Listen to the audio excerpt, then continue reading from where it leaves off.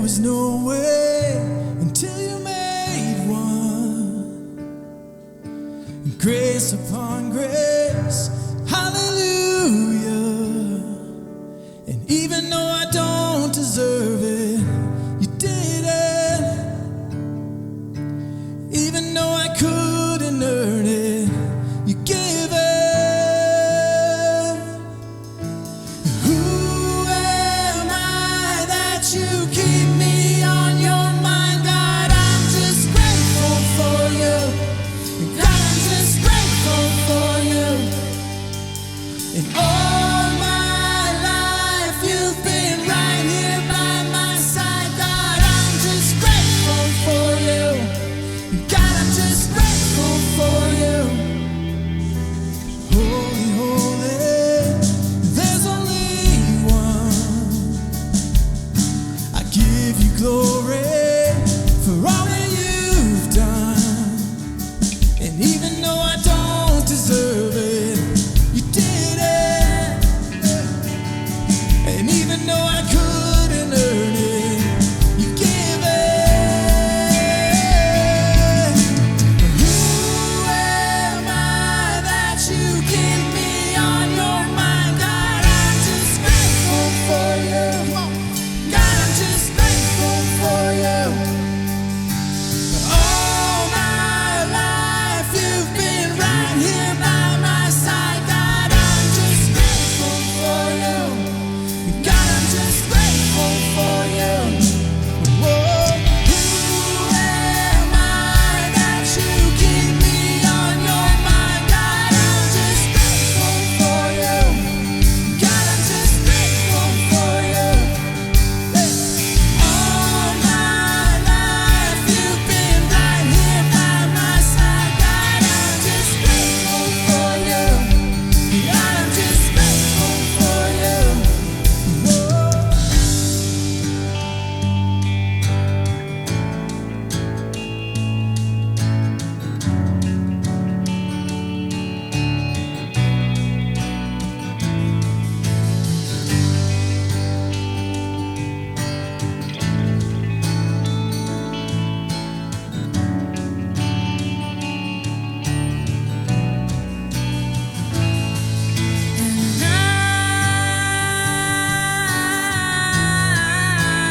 I'm lifting both of my hands, 'cause you gave me chance after chance after chance. And I'm giving all that I am, 'cause you gave me chance after chance after chance.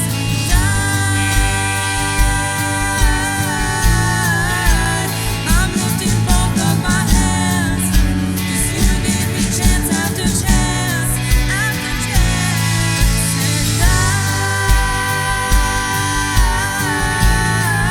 And I'm giving all that I am, 'cause you gave me chance after chance after chance. And who am I that you keep me on your mind? God, I'm just grateful for you. God, I'm just grateful for you. And all my life you've been right here by my side. God, I'm just grateful for you. God, I'm just grateful for you. Come on. And who am I that you keep me on your mind? God, I'm just grateful for you. God, I'm just grateful for you. Whoa. All my life you've been right here by my side. God, I'm just grateful for you. God, I'm just grateful for you. Oh, I survived and I'm here to testify. God, I'm just grateful for you. God, I'm just grateful for you. And I'm alright if they say I'm out of my mind. God, I'm just grateful for you. God, I'm just grateful for you. All right. Hey, that's a fun way to start a Sunday morning. Thank you for being here. Thank you for joining us. Let's continue along in worship this morning. Here we go.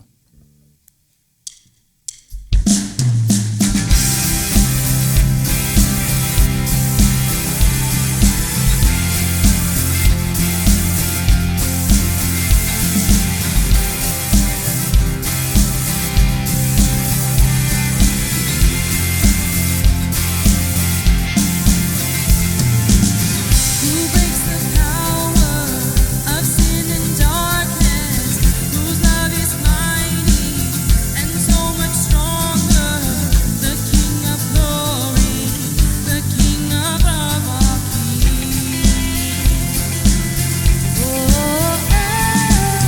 Who shakes the whole earth with holy thunder and leaves us breathless in awe and wonder? The King of glory, the King above all kings.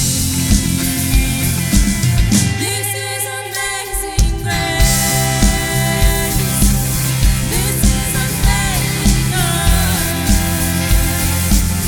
That you will take my place. That you will bear my cross. You will lift up your light, so I will be set free. Oh, Jesus, I sing for all that you've done for them.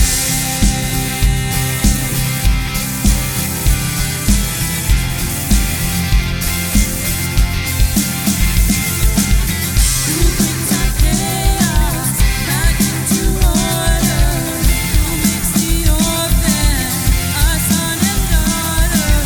The King of glory, the King of glory, who rules the nations with truth and justice, shines like the sun in all of its brilliance. The King of glory, the King above all kings. This is amazing grace. This is amazing love. That you will take my place. That you will bear my cross. You will lay down your life. That I will be set free. Oh, Jesus, I sing for all that you've done for me.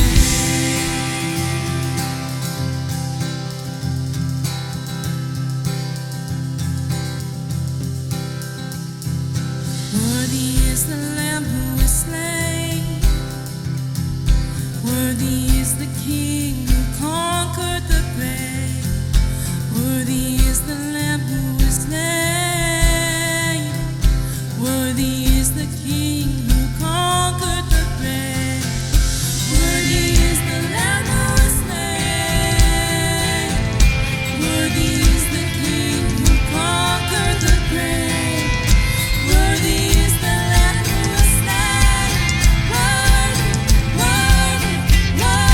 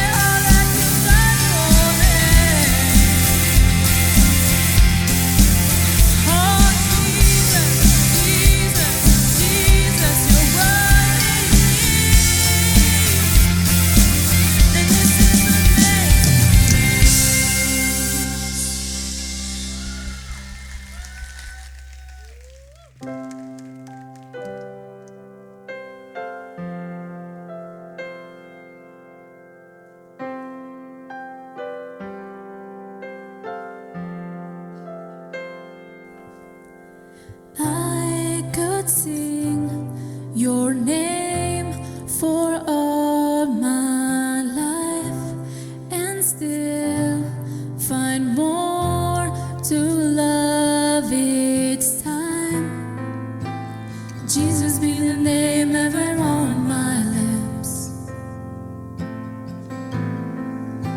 It's sweeter every time that I call on it. There's just something about your name. There's just something about your name. There's just something about your name that makes me cry holy. There is no other name. There is no other name. There is no other name. Jesus, you're worthy. You have been the friend who never left. I won't forget your faithfulness. Jesus be the name ever on my lips. It's sweeter every time that I call on it. There's just something about your name. There's just something about your name. There's just something about your name that makes me cry holy. There is no other name. Oh, there is no other name. There is no other name. Jesus, you're worthy. There's just something about your name. There's just something about your name. There's just something about your name that makes me cry holy. There is no other name. There is no other name. There is no other name. Jesus, you're worthy. Yes, you are.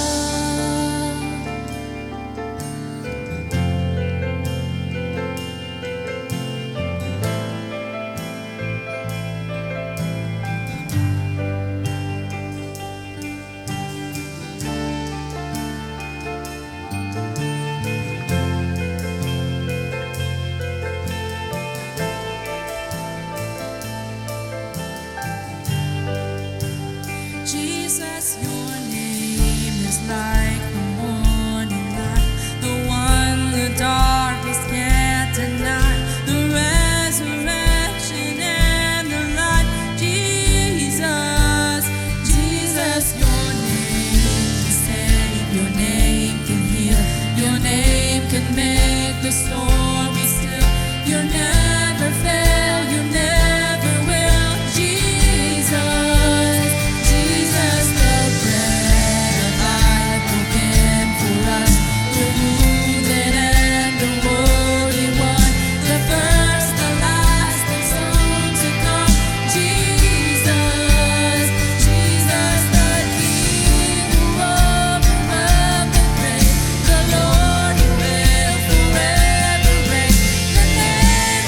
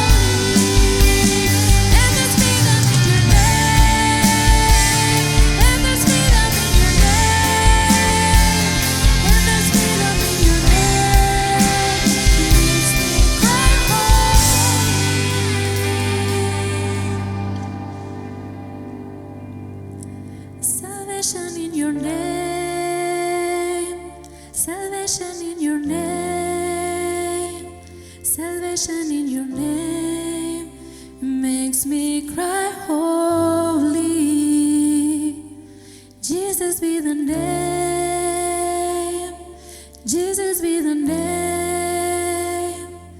Jesus be the name that gets all the glory.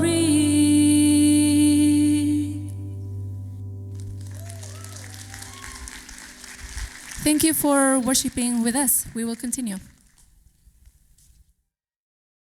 Good morning. How are you guys? Happy week after Easter. Was it snowing for anyone else when you woke up this morning? Hot dang, I wasn't ready. But I had to bust out the sweaters again. So I'm not going to say I'm sad about it, but I was surprised by the snow. Also, just during worship, I just want to say, Serena, wherever you are, I'm so glad you're back on the team. I'm so happy that your voice is back. Makes me thrilled. Serena had to take a wee little break for some voice stuff and health stuff. So I'm thrilled she's back on the platform. It's just a win. Also, thanks to so many of you who have reached out and are interested in joining our worship team. As always, there's so many different ways to participate here at The Rock. I know that we're looking for some more people in our media room up in the sound booth with cameras, with switching, with slides. If you're interested in sort of the behind-the-scenes part of production, please don't hesitate to reach out. We're always looking for people to help there. So for those of you who are new, welcome. I'm glad you're in the room. My name is Rebecca. I am one of the teaching pastors here at The Rock, and I'm really glad that you're here. We are starting a brand new series through the book of Esther this morning. Yes. Always pumped to get into a new book and explore a new story.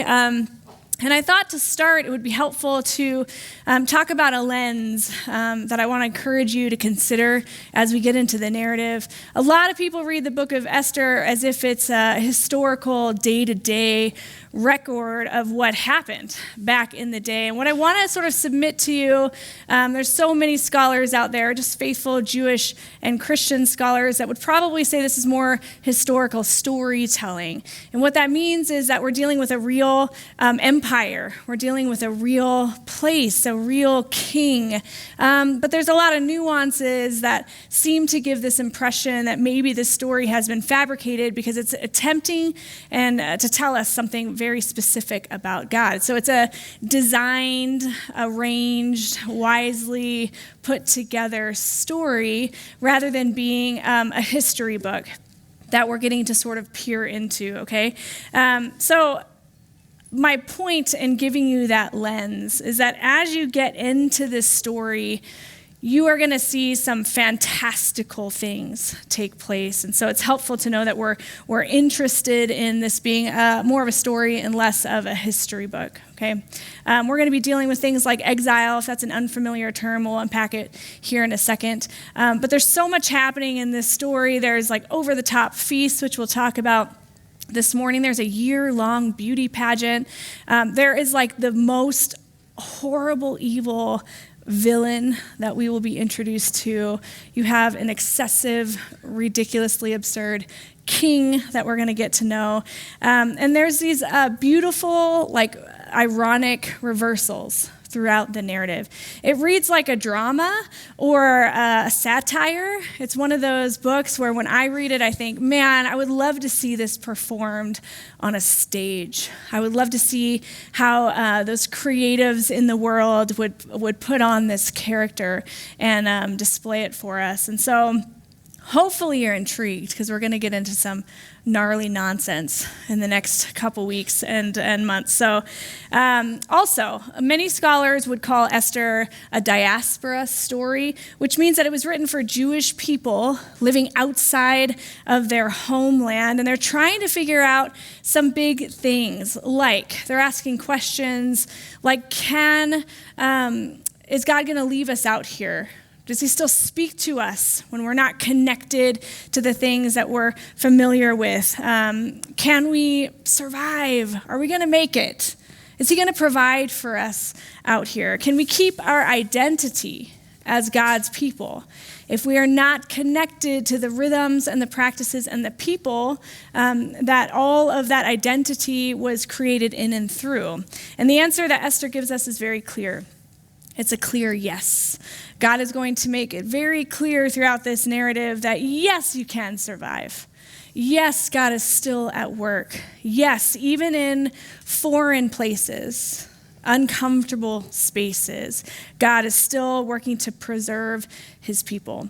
And so whether you read Esther as a history book, or whether you read it as a sort of wisely arranged story meant to encourage Jews living in exile, the message is the same. God is faithful to his people. He will not abandon his people, and he's actively working out something that oftentimes we cannot see.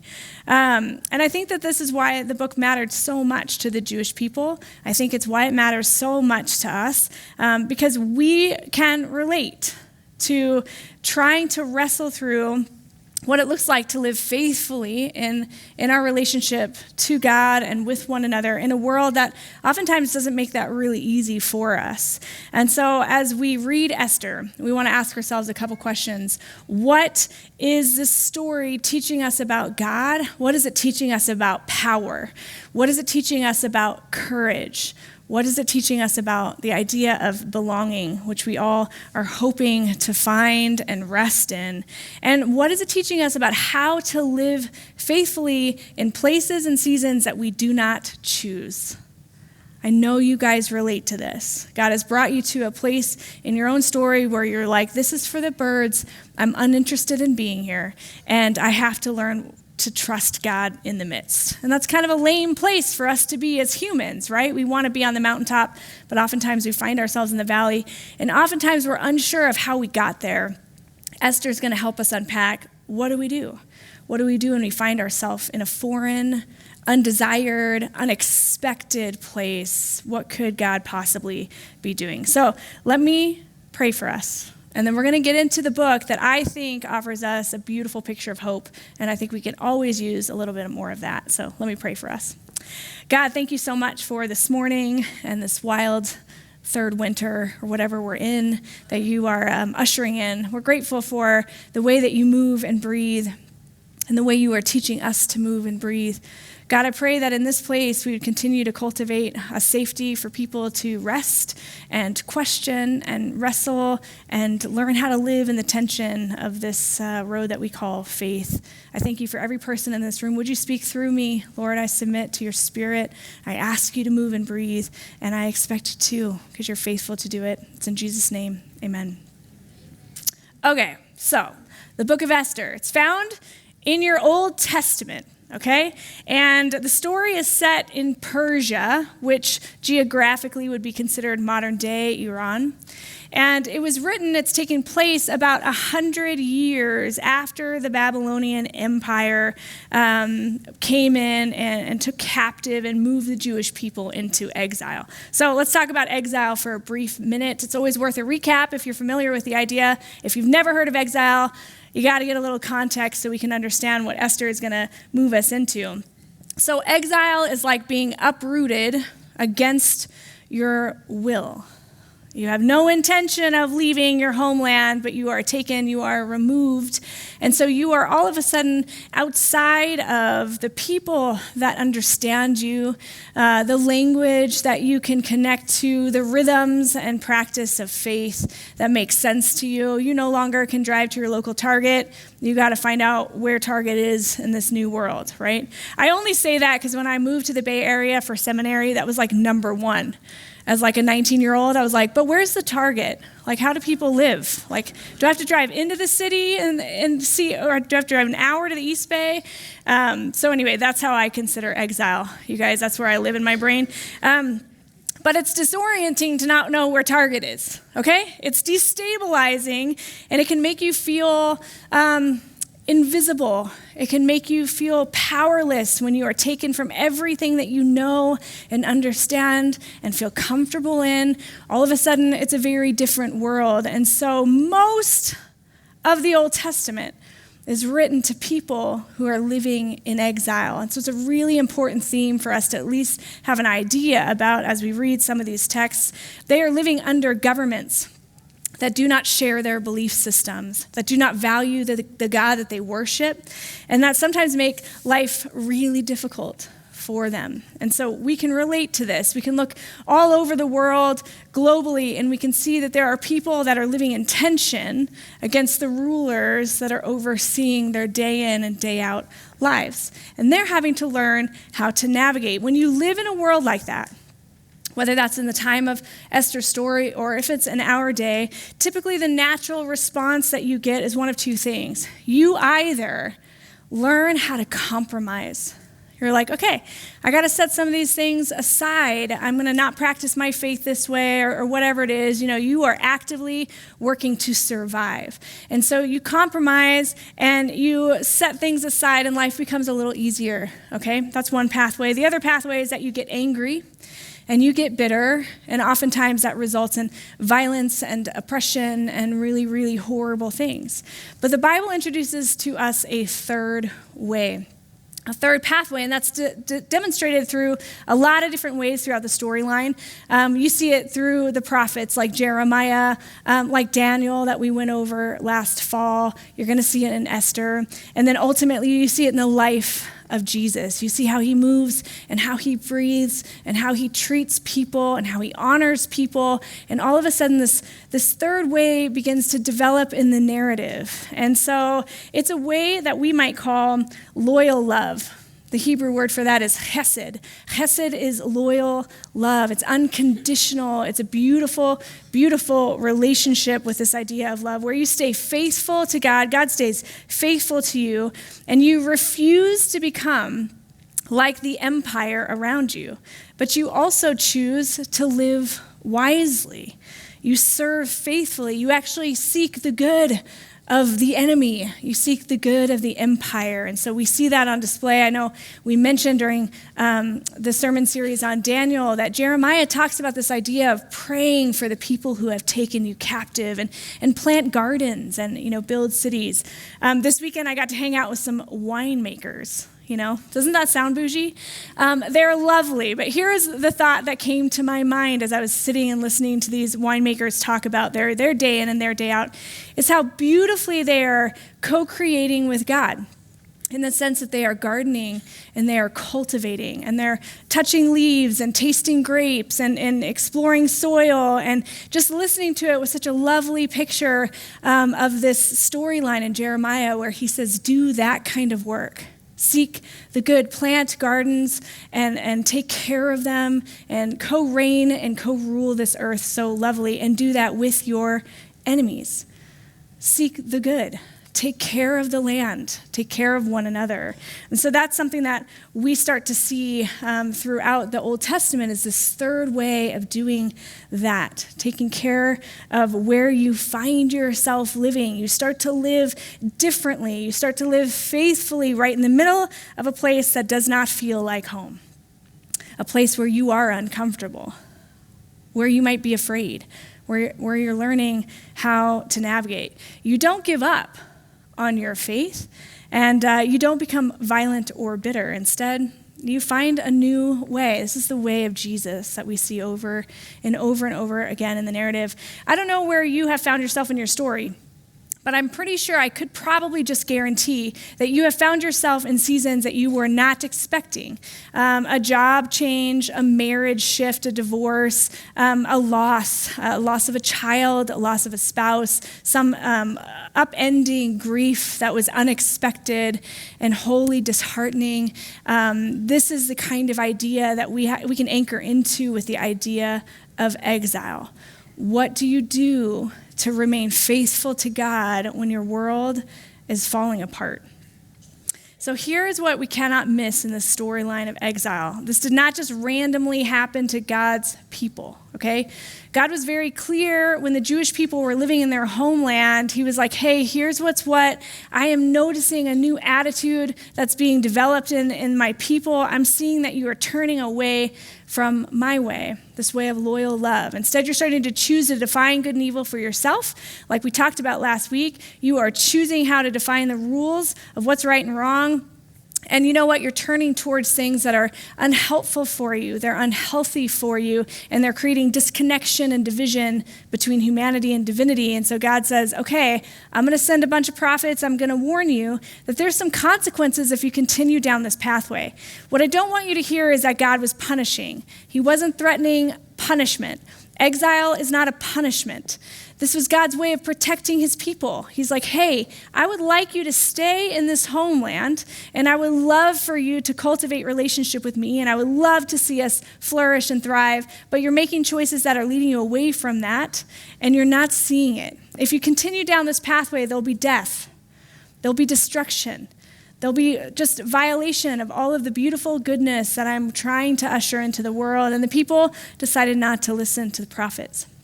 They didn't heed the warning, and so eventually empires like Assyria, Babylon, they come in, they take captive the people of Jerusalem, and they are then exiled. And so by the time we get to the book of Esther, it's been about 100 years since the Babylonians came in and took over the southern kingdom of Judah. And so now I think there's pieces that start to disrupt the life of the Jewish people. They no longer have a temple, okay? Temple was the place where God's spirit dwelt. It's where humanity and divinity overlapped in one space. The temple was God's replacement for Eden. It was a place where he could dwell and engage with humanity. And now the temple, it's back in Jerusalem, and we're 100 years removed from that time by the time we get to Esther. And so the temple, I mean, it's a memory.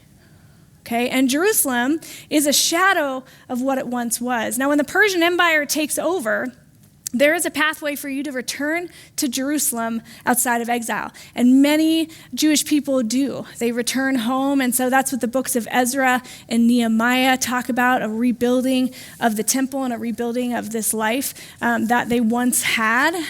But Esther's story is about a group of people who decide not to return home.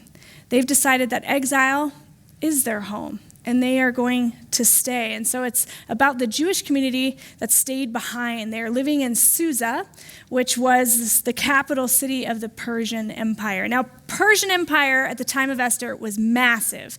And I want you to think like world domination, kind of massive. The Bible tells us the empire stretched from India to Ethiopia and covered 127 provinces. And so when we get into the book of Esther, we open with a pagan palace, with a pagan king, and a pagan empire. And pagan just means religious practices outside of the Abrahamic covenant, outside of the Jewish way. And so there's a different framework for understanding the world in the Persian Empire, and we're going to see those the tension that's going to develop in Esther. So listen to chapter 1, verse 1 in the book of Esther. It says this: "This happened in the days of Ahasuerus, the same Ahasuerus who ruled over 127 provinces."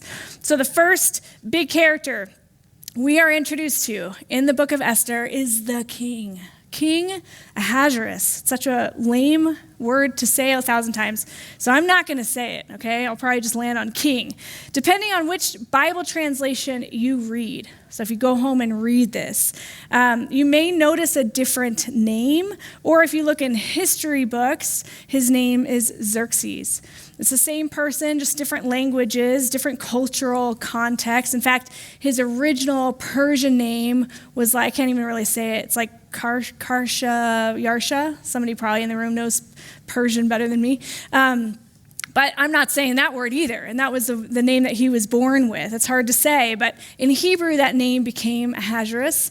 And then in Greek, it became Xerxes. And so it's kind of like how in English, the name of Messiah, we refer to him as Jesus, right? But in Hebrew, it's Yeshua. In Greek, it's Jesus. So depending on what culture you are, what language, same person, different language. Capiche? So basically, when you read Ahasuerus in your Bibles, or when you're reading history books and you're dealing with Xerxes, you're talking about the same person, and he was a real person that ruled in the Persian Empire. Okay, so real history here. What it means when you're reading Esther is that you aren't just reading a sort of once upon a time narrative. You're not just living in fairy tale world. You are reading about what it was like to be faithful to God during a very real time period with a very real king in the largest empire on earth. Now, Xerxes is essentially a king who, was the wealthiest. He was the most powerful. He was the most influential, and he was extravagant, an extravagant king that we can research. The kind of guy that would throw these massive and insane feasts, so over the top that normal people would probably nap multiple times throughout the adventure. These feasts had a purpose. Every single one of the parties that Xerxes threw had purpose. They were designed to display his power. They were designed for him to get to sort of show off all of the things. And it's a way for him just to say, hey, look at me. Look at what a big deal I am. Look at how much I have to offer. Am I not just so wildly impressive?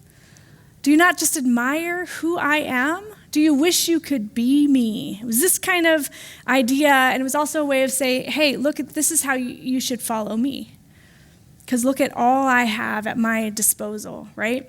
And so the story of Esther begins with an introduction of King Xerxes, and then it starts with a party, And you guys know I joke about this a lot, that the Jews like to party, because that's real. They throw really killer parties, festivals, and they're into it, and they like celebrating, and they like delight in goodness and drinking and good food and fellowship. I mean, they know how to party, but this is kind of a different kind of party. The king throws a 180-day feast for nobles and officials, and then he follows that with a 7-day feast for like all the little people, in the capital city. And so the total party time is 187 days. That's half of a year.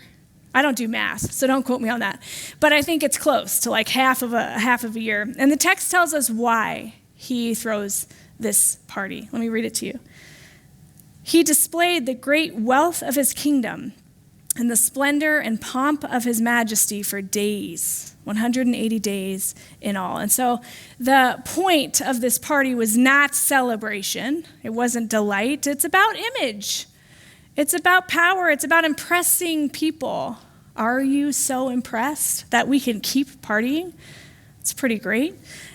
Historically, kings in the ancient world would throw these kinds of massive parties to generate support for a military campaign. And so historically, we know soon after this 180-day feast, Xerxes did go ahead and move towards invading Greece. And so this could just be coinciding to give us a point in history to look at. But it's during this party that Xerxes is trying to say, hey, you guys want to go with me to war?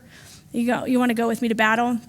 I'll bring all the food and drink. You just have to fight with me, right? So it's a military campaign, but also it's very political. It's a political feast. He's showing off so people will follow him into war. And so Esther chapter 1 opens with this king who is obsessed with being admired. He is unbelievably powerful, and at the same time, he's deeply insecure. He sets up an environment, he sets up a system where he needs to hear affirmation quite often about how great he is. Some of you guys work for bosses like this, where they set up a work culture where they have opportunity for feedback, and that feedback probably should always be how great your boss is. Yeah? We've seen this in our own realms. We know people like this that sort of set up the environment so that they have an opportunity to have a mirror held up and everyone can say, gosh, you're so wonderful and you're so delightful and we just think you're great, and we agree with everything that you say because you're pretty fantastic. This was Xerxes, right? Everything around him was excessive, and it's all designed to make him look larger than life, ideally godlike. Xerxes would appreciate your worship. Okay? Now, quick sidebar, because some of you are probably wondering, but who wrote the book of Esther? Honest answer is we don't really know. The author never names themselves in the storyline. And I kind of love that. I love that because it tracks in a theme that we're going to unpack as we move through Esther. And that theme is the idea that just like the author never names themselves, God is also a hidden reality in the storyline as well. And yet the story is still being told over and over and over again. Okay? All right, so back to Xerxes. The author wants you to see exactly what kind of guy this king is, because he is the man who's about to make life-altering decisions while drunk. Okay? None of us have ever done that. Am I right? Nope. No confession here, my friends. Okay, so stay tuned on that note. The other character that's introduced in chapter 1 is King Xerxes' queen, Queen Vashti. And I love this character and what she brings to the storyline. She's only in the narrative for a very short time. Vashti, in Persian, the best guess is that it means best, her name, excellence, or desired.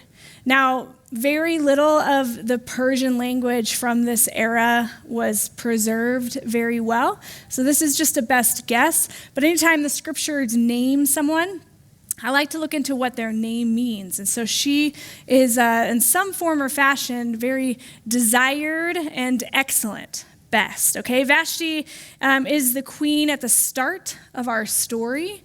She was known historically as being one of beauty. She had dignity, and then what we're about to see is she had some boldness. She had some courage, okay? So Vashti is famous for one singular moment in the biblical narrative, just one. And I think it's important to note that there are so many people in our Bibles that are unnamed and possibly named, but that sort of are hosted in the biblical narrative for a very short amount of time, but they have a sort of lasting impact in the story.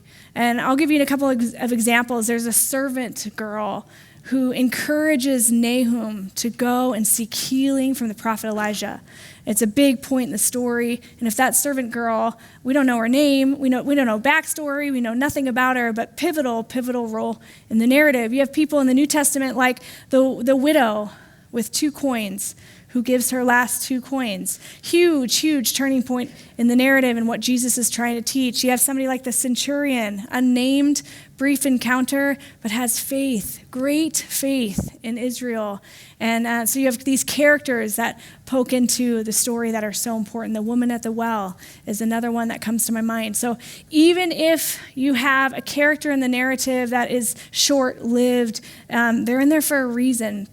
And sometimes it's worth sort of camping out and digging in and seeing, okay? So in chapter 1, the king, he throws this huge party, and then he calls for Queen Vashti to come into the banquet so all of his guests can admire her beauty, okay? So this is a hardcore trophy wife moment.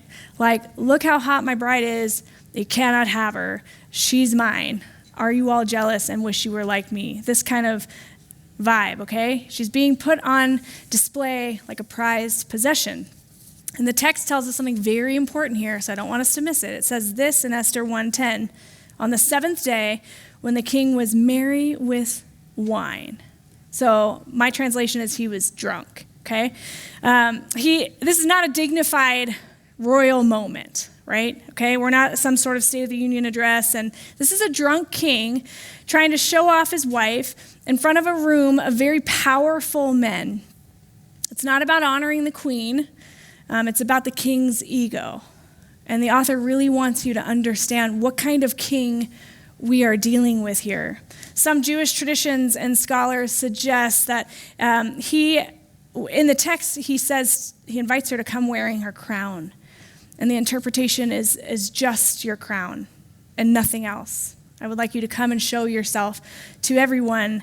And that's a whistle kind of moment, okay? And she was supposed to only arrive in this one piece of ornate jewelry, We cannot prove that for sure. That's just most scholars' interpretation of the subtext there. But if that's even possible, like for that to be happening here, Vashti's response makes a little bit more sense. She says no. She says no to her husband, the most powerful, egotistical, wealthiest, influential man on the earth at the time. She refuses his command, and it's astounding. It is. We can't know all of her motivations. They're not detailed in the text, and so a lot of what we can come up with is just conjecture, and we're just spitballing some ideas. Many scholars believe that she was protecting her dignity and just her honor, right?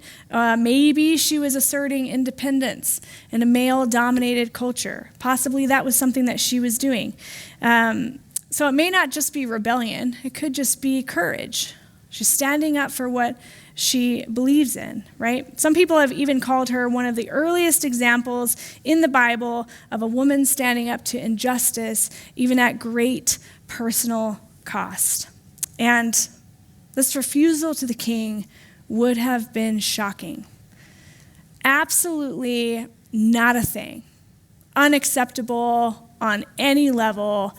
It's not an option. When you do something that's not an option, you are thinking totally different. You're outside the box. You're following something else. When you step outside of the box of what you've been taught, what you've been told, what has been communicated very clearly, what's allowed behavior, and that's what she's doing here.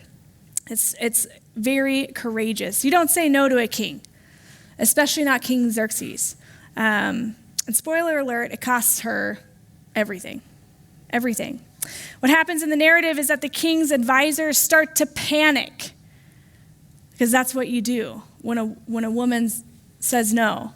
You start to panic, right? They are not concerned about Vashti, not at all. But they are concerned about what this refusal from a woman means for them. How can they maintain power if a woman can respond and say no? And so they literally say, if the queen disobeys the king, then all of the women in the empire are going to start disobeying immediately. Okay? Nobody is liking this wives disobeying their husband's gig. It's not a thing, okay? So the solution, of course, the most powerful empire in the world decides to pass a law because one man couldn't control his wife. Okay? You guys starting to get that this might be just like storytelling and less history? Or is it history? Anybody? The law basically says that all men should be the masters of their own houses, which is honestly a little ironic, maybe a little pathetic when you think about it, because the empire that stretches across India to Ethiopia is now making marriage laws because the king got embarrassed at a party. It's good leadership on display. Cool. And this is where you start to see something very important about the book of Esther, and the author is using irony and humor and exaggeration to show us something important, which is that human power, when human beings have power, when human power is obsessed with ego and image and control, that power can become ridiculous. It can become embarrassing. And that is what we start to see in chapter 1. Vashti is removed as queen immediately. She's gone. Disappears completely from the narrative. And I could spend a lot of time talking about her and how she might feel about being the most powerful queen in the world to being completely absent from the narrative moving forward. But I think what it tells us here is that people are replaceable in this story, especially women, especially people without power.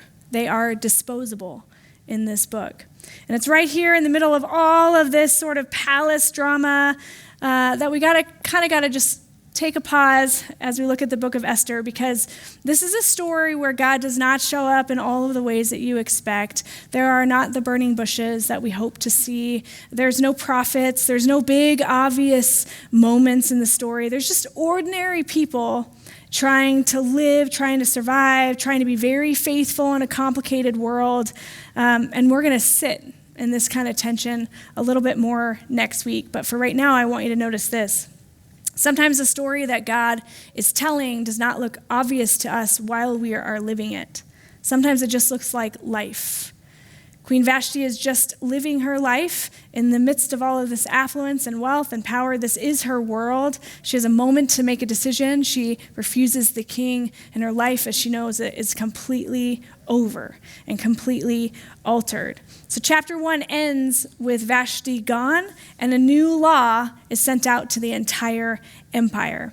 And then chapter 2, which we're just going to touch on the first couple verses in chapter 2 this morning, it begins like this. After all these things, when the anger of King Ahasuerus had abated, he remembered Vashti and what she had done and what had been decreed against her. In other words, King Xerxes sobers up, okay? He realizes what he did, and instead of admitting he made a bad decision, he comes up with a plan. He pivots, and the plan is, let's host a beauty pageant. These guys are really the wisest of the wise. Am I right? Okay, they decide to host a year-long search across the entire empire. A whole year we're going to give to this nonsense, and we're going to look for the most beautiful young women. We're going to bring them into the palace. We're going to give them beauty treatments for 12 months, and then one by one, they're going to be sent to the king, and the one he likes the most will become his new queen. Okay? And we read that and think, wow, what a fairy tale. Okay? But this is not a fairy tale, and this is not a Hallmark movie. This is an empire. These are young women who don't really get a choice. They are taken from their homes, and they are brought into a palace, into the king's harem. And their lives are forever changed based on whether or not one powerful man chooses them. So this is not a romantic story. This is a power story. This is a big reason why this chessboard is on the stage, because we're going to start to see how power moves and who starts winning and who starts losing the game. And this is not, it's not an easy story for us to camp into. It's right here in this system, in this empire, in this messy and very complicated, unfair world that God is about to place Esther. Not in a temple, not in a church, not in a place where everything is easy and everyone believes the same thing and we all live in this perfect, adorable little bubble together. God is about to place Esther in the center of power in a foreign culture, in a place that she did not want, nor did she choose. And that's where God's going to use her mightily and beautifully. Listen, God does not work in obvious religious places. It's not where he's moving and breathing and living. He works in our offices, in our schools, in our homes, with our neighbors. He's working in hospitals and different facilities. He's all over the place moving. It's not just in these religious spaces where God is moving. And so I want you to sit with a question this week, and I want you to ask yourself, where is it that God has placed you in your story that you did not choose? Where is it? What if that place, that job, or that family, or that situation, or that city, what if it was not by accident, that you didn't just stumble into this place that you didn't choose? Because sometimes you really do wake up and think, like, how am I here? Like, how did I get here? How did this happen? Was it my bad decisions? Was it consequences? Maybe it's the other side. Was it my good decisions? Look at all this goodness that's happening that I'm just unexpected. I'm unaware. I don't know how I ended up here. What if God is already at work there, even when you cannot see him yet? What if he's writing a story and you are part of it and you don't even realize it? That's what we start to unravel with the story of Esther. Next week, we're going to meet her, this lovely, beautiful character of Esther.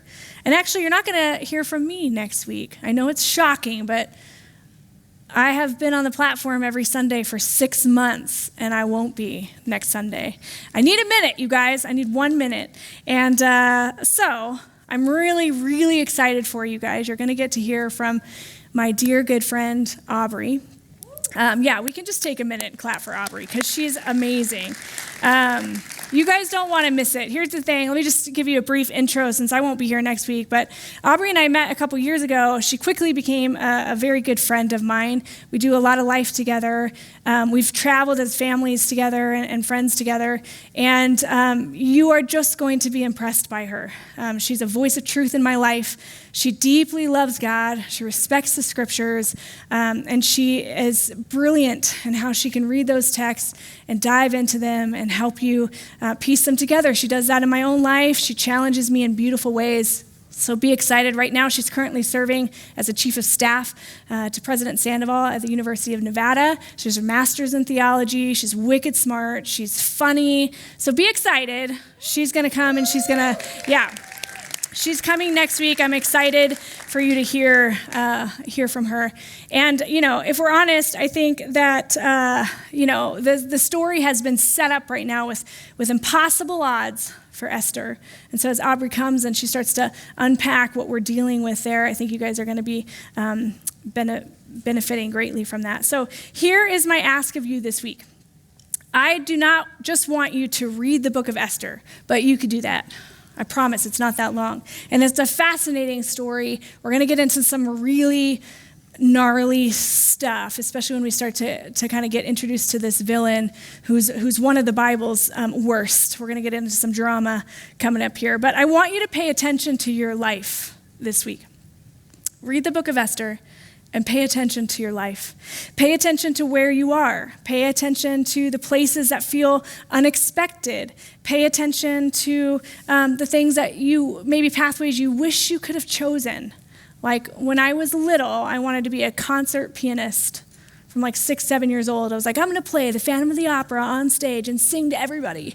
And then, music is maybe not my forte because I hate math and theory. So pretty soon into piano playing, I was like, well, this is dumb. And I shifted gears to something else. But what if I'm going to pay attention to my life, what if I pursued that pathway? What if I gave up all of the things that I ended up doing and used that time and energy to invest into learning and playing the piano at that level? And what if that was my whole world? What else would I not have in my current life? Play those roads out.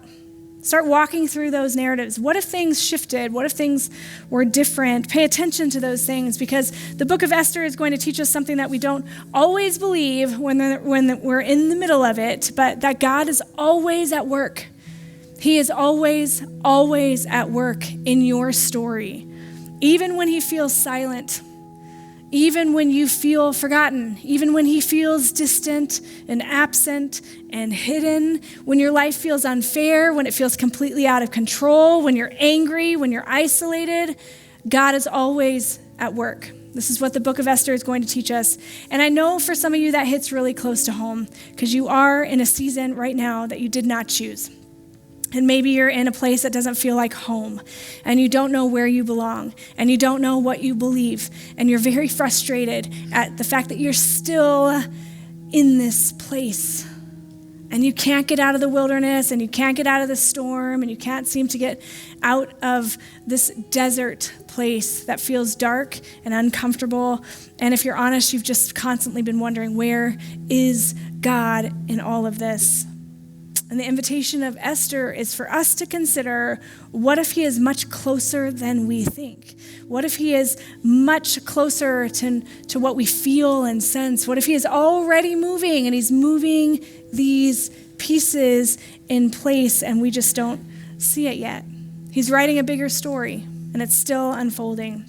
So this week, my ask is that you'd stay awake to your life, that you'd pay attention to the people in it, that you would take care of them, that you'd be grateful for them, that you consider how they ended up in your life.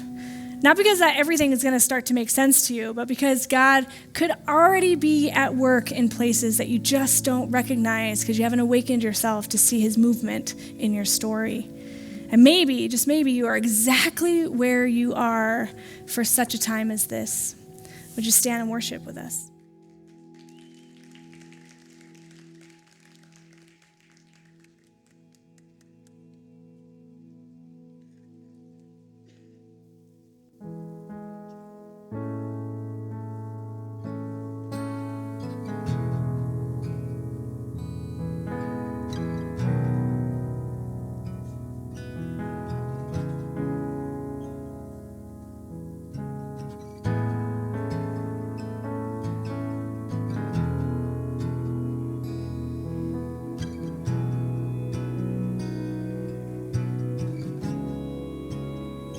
You are here, moving in our midst. I worship you, I worship you. You are here, working in this place. I worship you, I worship you. Let's sing that again, church. Come on. You are here, moving in our midst. I worship you, I worship you. You are here, you're working in this place. I worship you, I worship you.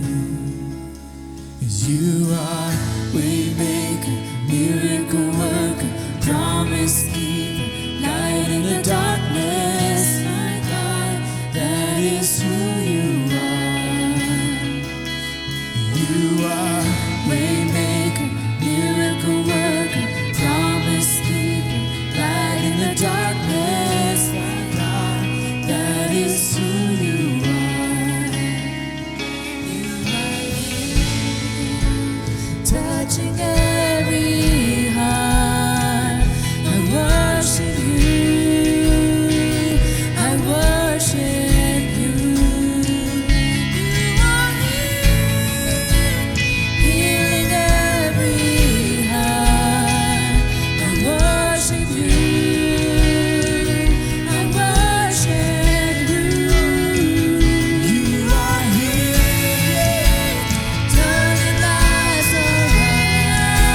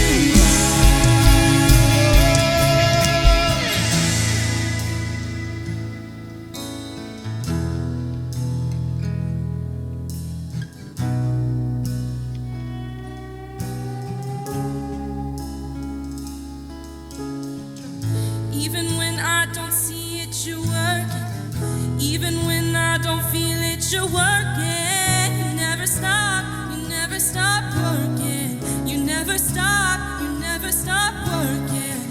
Even when I don't see it, you're working. Even when I don't feel it, you're working. You never stop working. You never stop working. Even when I don't see it, you're working. Even when I don't feel it, you're working. You never stop working. You never stop working. Even when I don't see it, you're working. Even when I don't feel it, you're working. You never stop working. You never stop. You are waymaker, miracle worker, promise keeper, light in the darkness, my God, that is who you are. You are waymaker, miracle worker, promise keeper, light in the darkness, my God, that is who you are. That is who you are. That is who you are. That is who you are. That is who you are.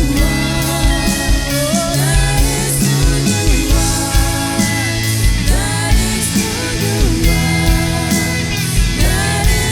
you are. That is who you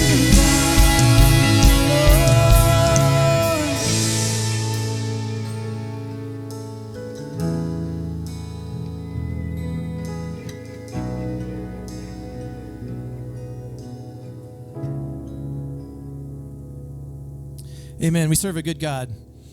We serve a good God. All right, I just have a couple things for us before we take off today. I got an email this week from somebody in foster care, or in adoption, the adoption world, and we partner with Foster the City. And there's a desperate need right now for foster parents and for adoptive parents. And so if there's any interest in that whatsoever, please just find somebody out there at the welcome counter and let them know that you're interested. And we would really appreciate that help. We are hosting an event here put on by Music with Confidence on the 22nd, 23rd, and 24th at 7 p.m. and on the 25th, a matinee, which is a Saturday, at 11 a.m. It's called The Girl Who Spoke with Animals. And if you would, I would love for all of you to join us for that and support another local nonprofit and support all these kids and adults who are putting all the effort and time into to that musical. And two more things. We never pass an offering plate. We barely even talk about money here. I know it's an awkward conversation, but we are so grateful for all of your generosity towards this ministry and towards what God is doing here. And so if you feel prompted, if you feel encouraged to give, I'm just going to say thank you. It's awesome that you do that. There's several ways to do that. You can find those ways out in the lobby or on the screen right behind me. And lastly, we always have prayer available if you're interested, right up there in that corner of the sanctuary, and we would love to pray with you. So be blessed, have a fantastic week, and I can't wait to see you next week. Thanks.